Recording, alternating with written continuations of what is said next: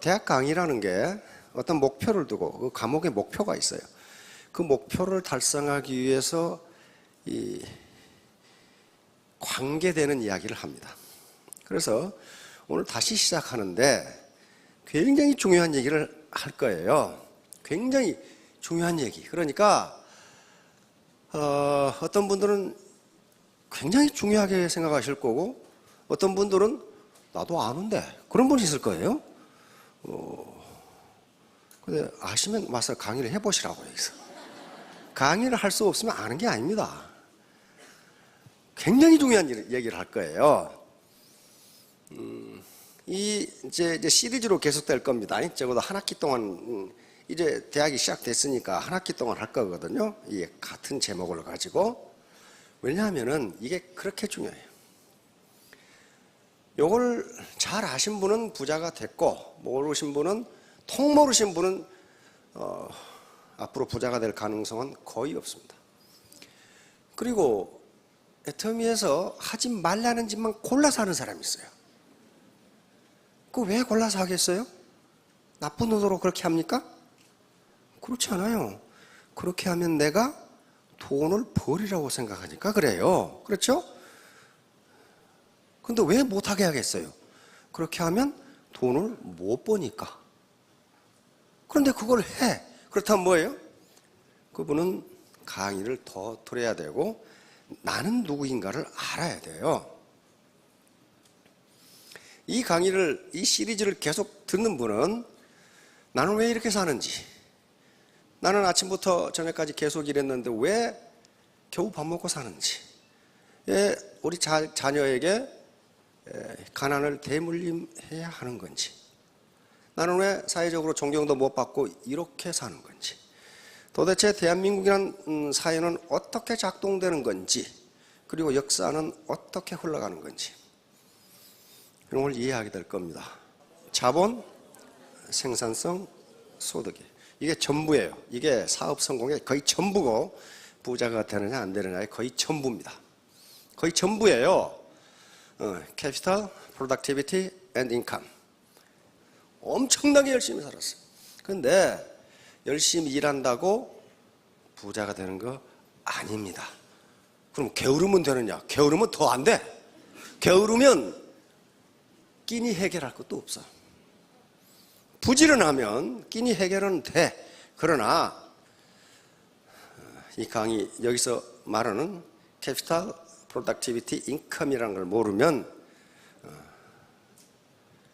골병들게 일해도 평생 그 모양 굿거리예요. 그래서 공부를 하는 거예요. 그래서 공부를 하는 거라고요. 괜히 공부를 하는 게 아니고. 그래서 이제 요 강의는요, Capital, Productivity, Income. 요 강의는 대학 경제학 전공 3학년 과정 이상에서 합니다.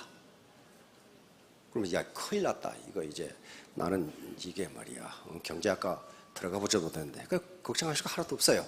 왜냐하면 현실 이야기를 가지고 대입시킬 겁니다. 현실은 다 아셔요. 다 아시는데 나도 알아. 그렇게 끝내지 마시고 왜 그러는가 이걸 따져봐야 돼. 왜 근데 나는 안 되는가?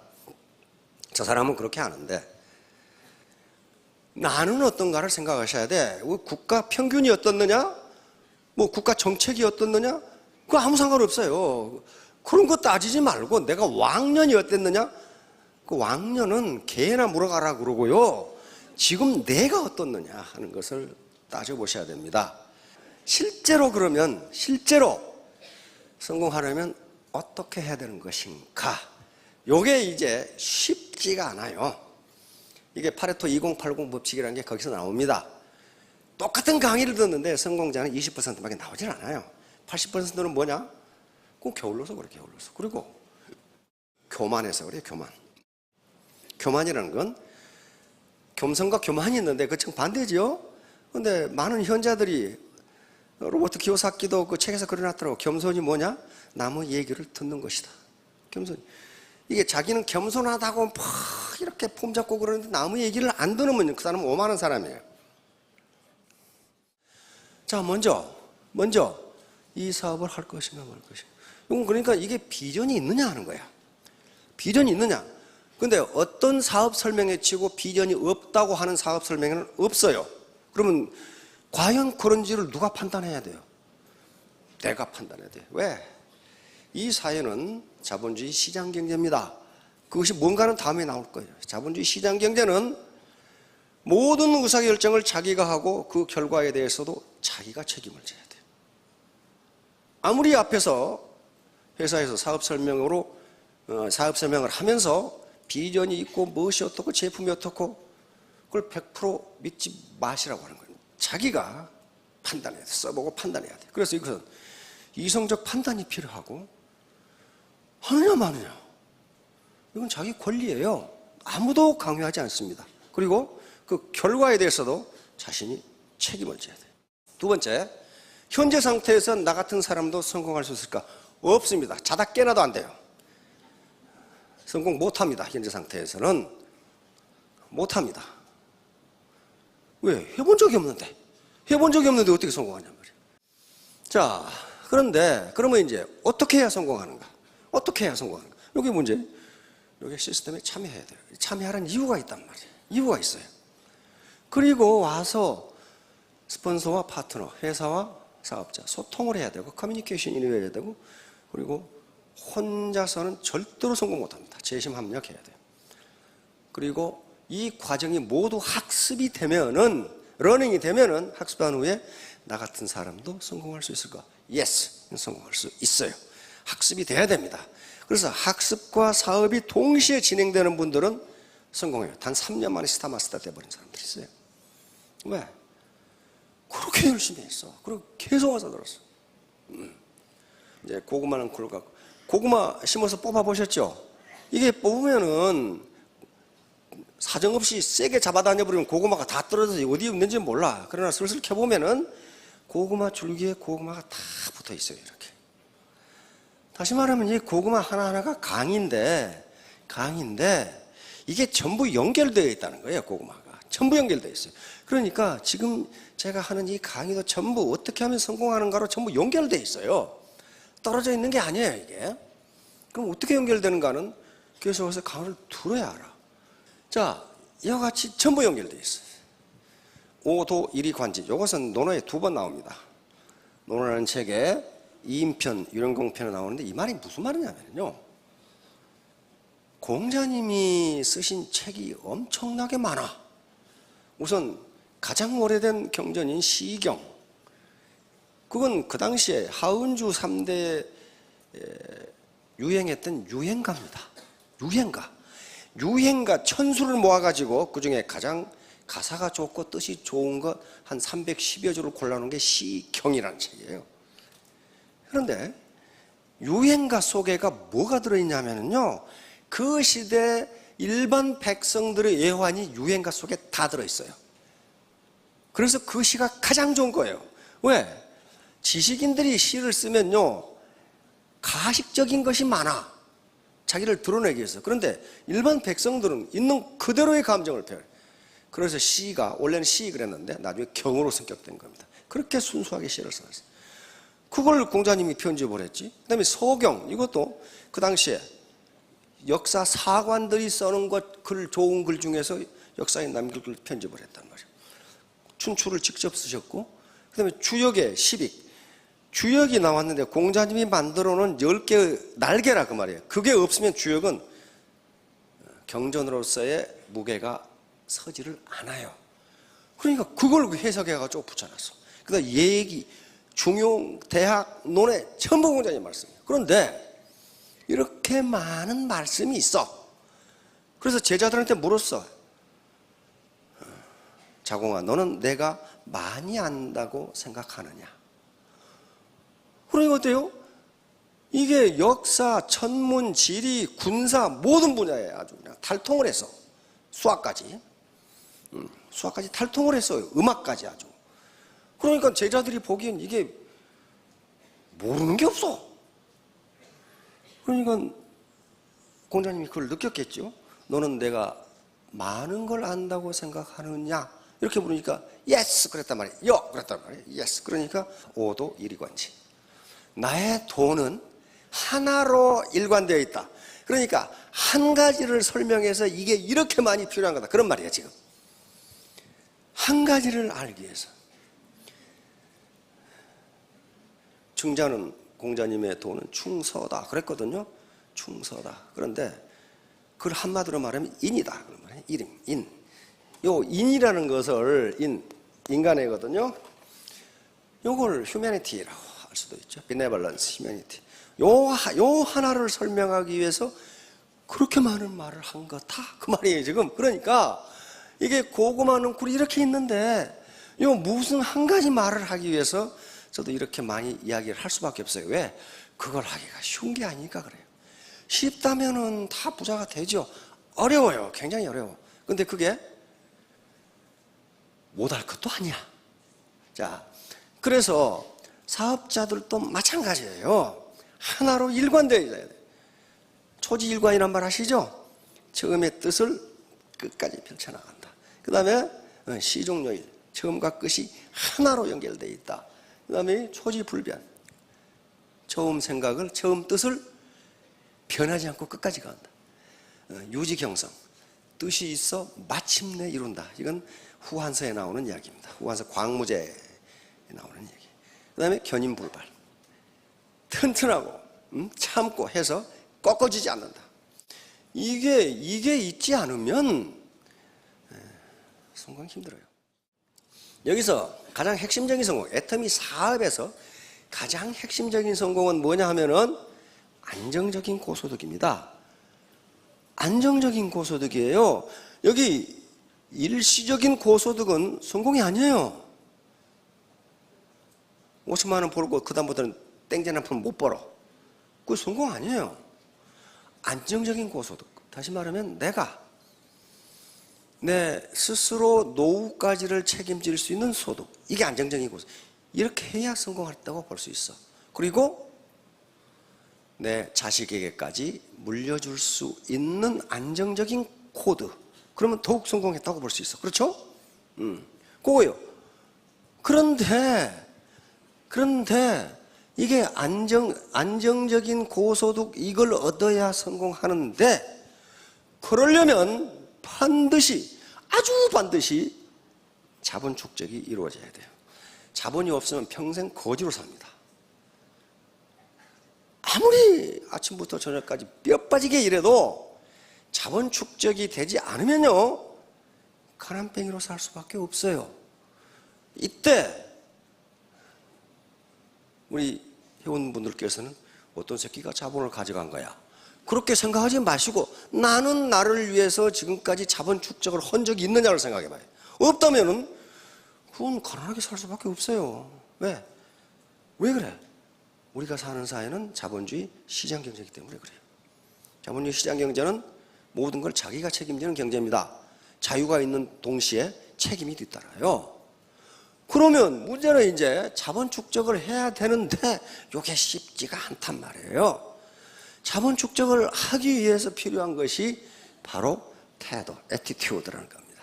내 마음가짐, 정신자세, 겸손 이런 것들이에요. 여기 수많은 변수가 있어요.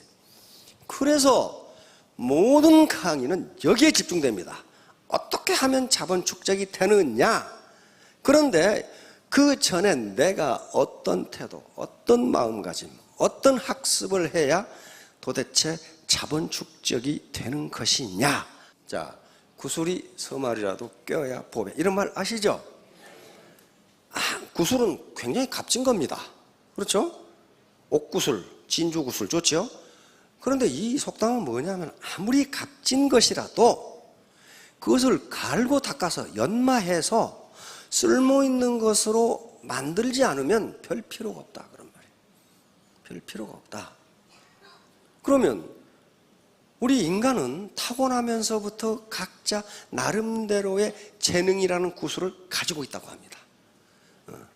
그래서 현자들은 뭐라고 그러냐면은 인간은 무지한 상태로 태어났으나 멍청하게 태어나지는 않았다. 태어난 놈한테 방정식 아냐고 물어보세요. 몰라요. 태어난 상태에서는 아무것도 몰라. 무지한 상태인데 멍청하게 태어나지가 않았어. 그래서 살아가면서 학습을 통해서 점점 알아가. 그렇죠? 그러면서 알아가는 과정을 자본축적이라고 생각하시면 돼요. 그래서 어떤 사람은 커나가면서 계속 자기가 받은 달란트, 요 달란트라는 구슬을 갈고 닦아서 자기 목표를 달성하는데 어떤 사람은 그걸 못해. 그러면 많은 철학자들이 이야기하기를 인간에게 가장 공평하게 주어진 것이 무엇이다? 시간이다. 시간이야, 시간. 시간인데 어떤 사람은 그 시간을 값지게 썼고 어떤 사람은 낭비했었어요. 과거 서양에서 가장 무거운 죄가 시간 낭비죄였어요. 근데 이제 아무리 화려하고 사업 조건이 좋아도 그것을 가치 있는 것으로 만드는 지식과 지혜가 없으면 그건 성공하지 못합니다. 그건 성공할 수가 없어요. 우리 속담에 꽁 잡는 게 매다 그 말이 있죠. 이것은 매는 꽁을 잡을 수 있어야 그놈이 매예요. 꽁을 못 잡는 매는 이게 뭐야 이거? 이게 아무것도 아니야 이거? 아무것도 아니에요. 그러니까 왜 제가 이 말을 여기다 써놨냐면은 자기 학력, 경력 자랑한 사람이 있어. 그런 게 중요한 게 아니란 말이야. 내 학력이 어떻느냐가 그런 게 중요한 게 당신이 지금 뭘 할 수 있느냐야. 당신이 지금 뭘 할 수 있느냐 말이야. 그래서 만약에 그런 거 매를 잡지 못하는, 다시 말하면 아무리 학력 자랑하고 경력 자랑해도 애터미 사업에서 성공하지 못한다면 그것은 허명에 불과해요. 그게 무슨 상황이냔 말이야. 그게 어떤 굉장히 심심한 학자가 인터넷에서 정보가 얼마나 하루에 올라오나 따져봤더니 700페이지짜리 100만 권의 정보가 올라온답니다. 인터넷에서 하루에. 그럼 그걸 어떻게 그 지식과 정보를 다 알겠어요?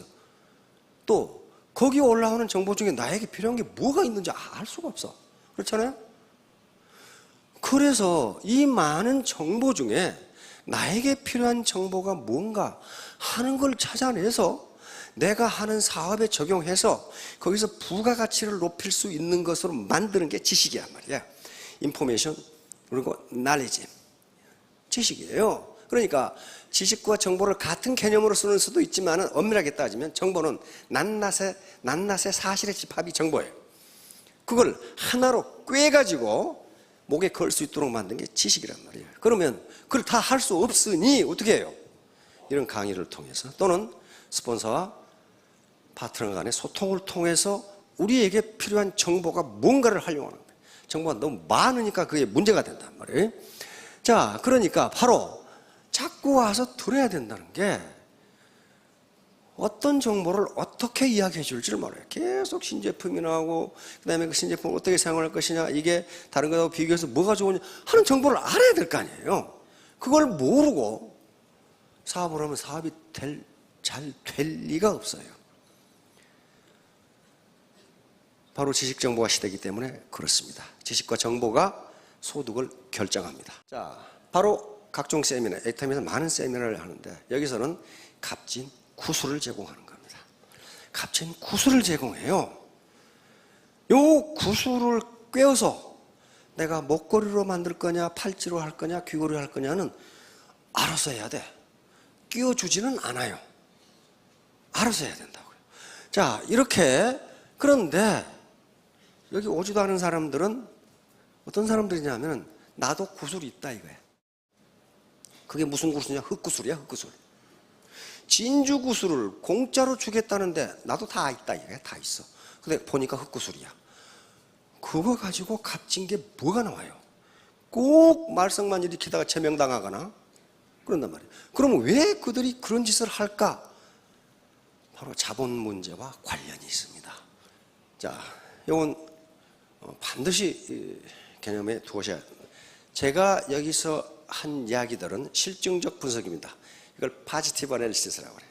실증적 분석은 현실에서 관찰되는 경제 현상을 있는 그대로 설명하고 예측하는 분석 방법입니다. 그러니까 이것은 경제 변수들 간의 인과관계를 과학적으로 분석한 거예요. 다시 말하면 내 가치 판단이라는 건 내 감정이 개입되는 게 아니고 있는 그대로 분석하는 거예요. 예를 들면 자본 장비율이 낮으면 생산성이 낮다.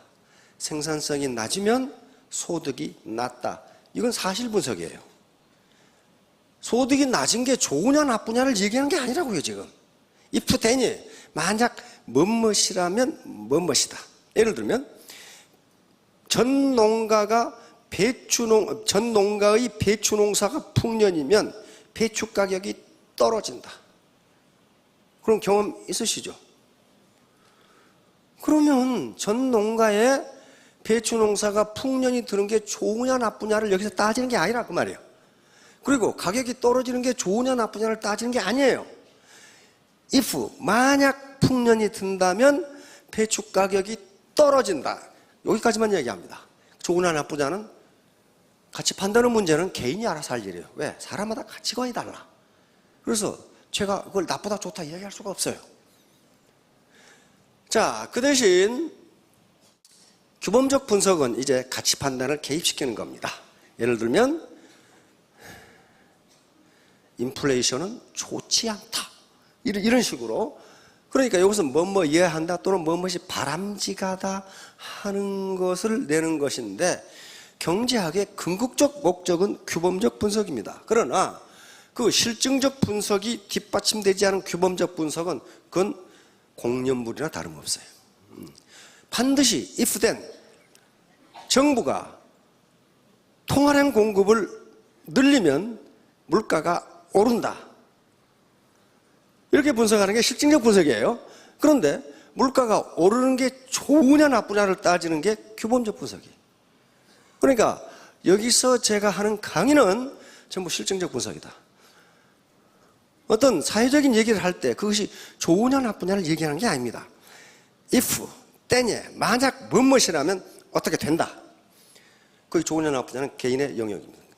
이 모든 사회는 세 가지 문제가 있어요. 하나는 무엇을 얼마나 생산할 것이냐. 이게 지금 입고 계시는 옷들을 보니까 같은 분이 하나도 없어. 그러면 각각의 옷을 얼마나 생산할 것이냐 누가 결정할 거냐 하는 거예요. 누가 결정할 거야. 신고 계시는 신발도 같은 게 하나도 없어. 여자들은 같은 옷 입고 나오면 집에 가서 바꿔 입고 나온다고 그러죠. 바꿔 입고 나오는데 또 같은 걸 또 바꿔 입고 나왔어. 그러면 이렇게 다양한 수십만 가지의 재화와 서비스를 도대체 얼마나 생산할 거냐. 무엇을 얼마나 생산할 거냐. 두 번째, 어떻게 생산할 거냐. 어떻게. 노동을 쓸 거냐 기계를 쓸 거냐. 원료는 뭘로 하며 등등. 이걸 결정해야 돼. 어떻게 생산할 거냐. 세 번째는 포흠. 누구를 위해 생산할 거냐. 다시 말하면 생산된 재화를 어떻게 나눠 가질 것이냐 하는 거예요. 어떻게 나눠 가질 거냐. 경영자가 얼마를 갖고 노동자가 얼마를 갖고 렌트를 얼마를 주고 이자를 얼마를 줄 것인가. 이 문제를 결정을 해야 돼. 자, 이 세 가지 문제를 해결하기 위해서 나온 게 경제체제입니다. 경제체제. 우리가 채택한 경제체제는 자본주의 시장경제. 자, 그러니까 요 세 가지 문제, 이거 어떻게 해야 돼요? 자본주의 시장경제는 이 문제를 시장이 해결하라고 하는 겁니다. 내가 이 양복을 몇 개를 만들 것이냐는 국가가 개입하지 않는다. 그런 말이에요. 개입하지 않는다. 만드는 사람이 알아서 만들어라. 이걸 몇 벌을 만들든지, 이걸 어떻게 만들 건지, 어떤 원료를 만들 건지를 누가 결정해요? 개인이 결정하라네, 개인이. 그리고 그 결과에 대해서도 네가 책임을 져야 돼. 네가 의사결정을 잘했다면 돈을 벌 거고, 의사결정을 엉터리를 했다면 손실을 봐라. 그게 네 책임이야. 이걸 보이지 않는 손이라고 그럽니다. 인비지블 핸드. 보이지 않는 손이 모든 걸 결정해버려요. 어떤 것이 비싸고 누가 더 많은 소득을 얻고 그 다음에 누가 더 많은 연봉을 받을까? 왜 그럴까까지만 생각해. 왜 그럴까? 자, 문전옥답하고 천수답. 어떤 게 비싸요? 문제는 왜 그래요? 왜 그래? 생산성이 높아요. 생산성이. 아까 자본, 생산성, 소득 그랬죠. 생산성이 높아요. 생산성이 높다는 건 뭘 의미하냐면은 자본 집약도가 높다 또는 비옥도가 높다 이렇게 얘기해요. 그래서 그러는 거예요. 괜히 비싼 게 아니고 생산성이 높아요. 강남의 상가하고 봉천동 상가. 왜 강남에 있는 상가가 비싸요? 가격도 비싸고 임대료도 비싸요. 그렇죠? 왜? 바로 생산성의 문제예요. 생산성의 문제예요. 저기 그 명동에 그 평당 가게 월세가 얼마씩 한다고 들었어요? 근데 신문에 본 것 같은데 되게 비싸. 되게 비싼데 1억으로 알고 있어. 그러면 그 가게를 빌려서 하는 그 주인은 바보냐 이거야. 바보 아니에요. 월세 1억을 주고도 그보다 많이 남으니까 해요. 그렇죠? 그만큼 그 땅은 비옥도가 높다. 이렇게 생산성이 높다. 생산성이 높아요. 현대자동차 근로자, 중소기업 근로자 마찬가지예요. 지금 현대자동차 근로자들이 평균 임금이 우리나라에서 가장 높은 축에 속하죠. 현대, 기아, 삼성 이런 다 굉장히 높아요. 평균 연봉이 9천만 원 정도면 간부들은 1억이 훨씬 넘는다는 얘기예요. 그러면 왜 그럴까 하는 거예요. 왜 그럴까? 새끼들 말이야. 재수가 좋아가지고. 재수가 좋아서 거기 하는 게 아니에요. 그 근로자들의 생산성이 높은 거예요. 그거 죽어도 현대자동차는 수지가 맞아. 그렇죠? 안 맞으면 왜 하냐 말이야. 안 맞으면. 사실 말하면 노동자 개개인의 자본 집약도가 높고 그 다음에 그들이 장비하고 있는 것을 자본 장비율이라 그래요. 1인당 현대자동차가 가지고 있는 자본이 얼마냐는 거예요. 중소기업하고 현대자동차 근로자라고는 자본 집약도가 비교가 되지 않아. 비교가 되질 않아요. 자동차는 쑥 가면 땜질하는 거 누가 해요? 옛날에 노동자가 이렇게 했는데 지금은 로버트가 이렇게 뺑뺑 돌아가가지고 뭐 찍 하고 막 그러잖아요. 그러면 그게 전부 다 노동자 수는 적은데 자본이 많다면 노동자 개인당 자본 장비율이 높은 거예요. 자, 비행기 조종사, 시내버스 기사. 비행기 조종사 적어도 연봉 1억 이상이에요. 거기도 근무 환경 굉장히 좋아.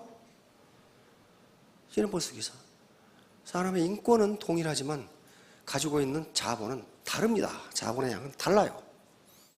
그래서 자기가 가지고 있는 인적 자본 그리고 그 사람이 무장한 자본 장비율이 높으면 생산성이 높게 되고 소득이 많게 돼요.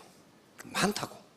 그 오너는 경영자는 그렇게 많은 연봉을 주고도 그렇게 스킬이 높은 사람을 갖다 쓸 필요가 있단 말이에요. 그렇죠? 그래야 생산성이 있어요.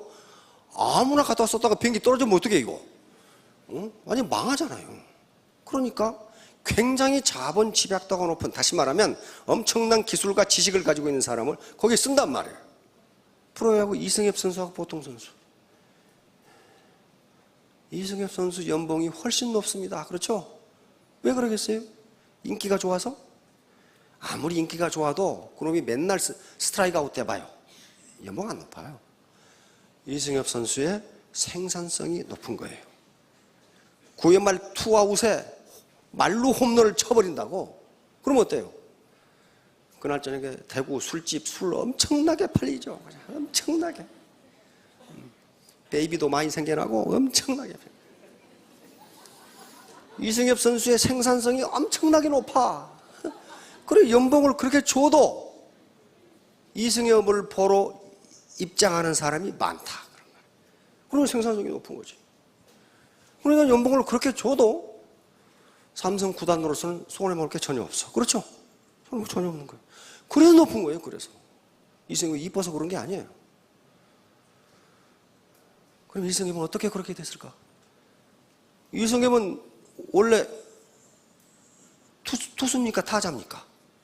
투수였어요. 투수. 공 던지는 투수였다고. 그런데 완전히 슬러거가 됐어요. 말로 홈런을 막 밥 먹듯이 치는 슬러거가 돼요. 그것도 장애 홈런도 많이 쳤어. 그렇죠? 그러니 연봉이 높을수록 생산성이 높아요. 어떻게 투수가 공 던지는 사람이 팔이 아파가지고 타자로 돌아섰는데 국내 제1의 슬러거가 돼버렸냐 말이에요. 해설하는 사람들 말 들어보면은 밤에 잠을 안 잔답니다.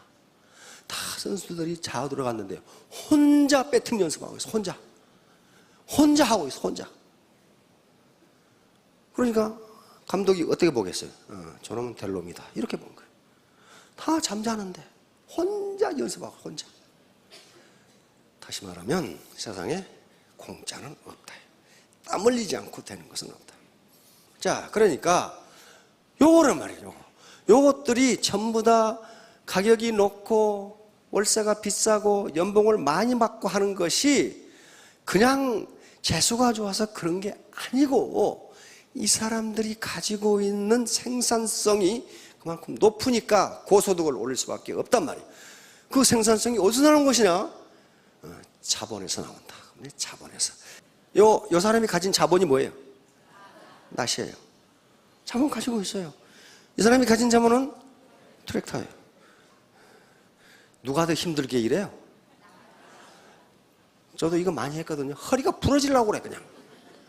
나중에는 요거 잡아당기면 이게 쏟아진 것이 내가 딸려가 그냥 이렇게 힘이 빠져가지고 이 사람이 훨씬 힘들게 일합니다. 그런데 트랙터 하나가 200명분의 일을 한다고 그래요. 그러면 이 논주인의 입장에서는 이 사람에게 200명분의 임금을 줘도 손해가 아니야. 요것은요 지나가면서 탈곡까지 다 돼. 그렇죠? 요건 벼서 집에서 탈곡을 해야 돼. 그렇다면 생산성이라는 게 비교가 되질 않아요. 누가 더 많은 생산성을 가지고 있고 높은, 그리고 누가 더 임금이 높을 것이냐 하는 거예요. 이게 자본주의 시장 경제예요. 누구의 생산성이 높으냐, 누구의. 그렇다면 그 생산성에 따라서 페이를 주지 않으면 생산성보다 더 높은 페이를 줘보면 어때요? 그 기업이 망해버려요. 100개를 생산했는데 임금은 200개다. 그럼 그거 망해버리지. 안 돼요. 그러니까 생산성에 따라서 임금을 준단 말이에요. 생산성에 따라서. 자, 그러니까 이제 문제는 뭐예요? 양질의 자본을, 내가 양질의 자본을 어떻게 가질 것이냐 하는 문제예요. 그래서 이렇게 말이 많은 거예요. 그러면 다음 단계는 뭐냐면, 다음 시간에는 그럼 자본이 뭐냐 하는 거예요. 자본이 뭐냐? 이게 문제예요. 자본이 뭐냐? 자본이 뭐냐? 이게 개념이. 다행히 지금은 지식정보화 시대입니다. 과거 농경시대에는 유일한 자본이 땅이었어요. 그 다음에 산업화 시대가 옵니다. 산업화 시대는 기업을 가진 자가 부자가 돼요. 공장을 가진 자가 부자가 돼요. 그게 자본이에요. 그런데 지금은 이제 지식정보화 시대는 자본의 개념이 엄청나게 확대가 됐어요. 엄청나게 확대가 됐어요. 그러면 그 자본을 가지면 고소득이 되고 부자가 될 수 있어요. 예를 들면 애터미의 박한길 회장, 땅이 있습니까? 집은 인자 지었어. 지금까지 새빵살이 하다가. 뭐 공장이 있습니까? 뭐 아무것도 없어. 아무것도 없어요. 그런데 부자가 됐어. 그렇죠? 뭘 가지고 있어요? 소셜 네트워크를 가지고 있어요. 그게 자본이에요. 네트워크, 자본은 생산성이 있거든요. 생산성이 있는 것은 무조건 오늘날 개념은 자본이라고 합니다. 자본. 그 얘기를 이제 해 나갈 거예요. 예를 들면 매력 자본. 왜 매력을 자본이라고 그래요? 우리나라 베스트셀러가 됐죠. 영국의 여교수가 써가지고. 미국에서 연구해 보니까 매력 있는 여자가 매력 없는 여자보다 연봉이 훨씬 높아. 승진이 훨씬 빨라. 이건 좋다 나쁘다가 문제가 아니고 현실이 그렇다 그 말이에요. 그리고 매력 있는 여자가 훨씬 날씬해. 이제 오늘부터 다이어트 하시느라고 정신들이 없으실 텐데 그게 자본이에요. 자본이라고요. 그래서 내가 매력이 있는 사람이 되는 것도 자본 축적이에요. 그러다 보니까 그 자본이 워낙 많기 때문에 이렇게 말이 많은 거예요. 자, 다음 시간에는 도대체 자본이 뭔가에 대해서 다시 또 계속하도록 하겠습니다. 자, 3년 후, 5년 후에 전부 다 성공하시기 바랍니다. 예, 감사합니다.